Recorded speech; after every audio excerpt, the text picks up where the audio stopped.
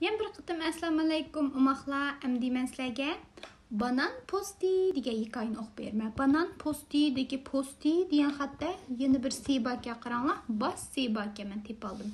Amdi qulqinglar hikoyamizda bo'lsin. Bir kuni olimning onasi uni uyga yaqin do'kondan banan akirishga buyuribdi.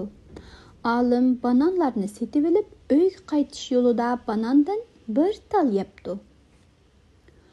U ko'nglida axlat sivitiga tashlayman deb avar bo'lg'icha uni xohlagan joyga tashlab etsam hech nima bo'lmas deb o'ylab banan postini yerga tashlab uyga qarab mengibdi.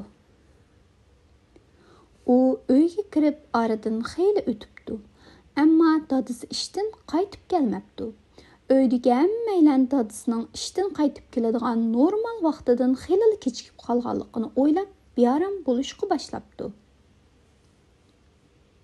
2 soat o'tgandan keyin qo'shnilarning biri dadisini puti tengilgan holda uyga ilib kiribdi. Hammaylar ajablangan holda darhol dadisidan putining sunib ketish sababini so'rabdi. Dadisi: "Birisi yo'lg'il banan postini tashlab qo'yibdi ekan, ko'rmasdan dasab saptiman. Shuningga tiyilib, yiqilib tushib, putim sunib ketdi. Alloh o kishini to'g'ri yo'lga muvaffaq qilsin" debdi. Olim shu hamon cho'ng xatolik o'tkazganligini tunib yetibdi. U xijil bo'lgan holda dadisidan kechirim so'rab, uning tezroq saqayish uchun Allohga duo qilibdi va o'zining bu axloqsiz qilmishiga qattiq pushaymon qilibdi. Suyimli do'stlar, har qanday axloqsiz ishni kichik sanamasdan qat'iy yiroq turishimiz kerak.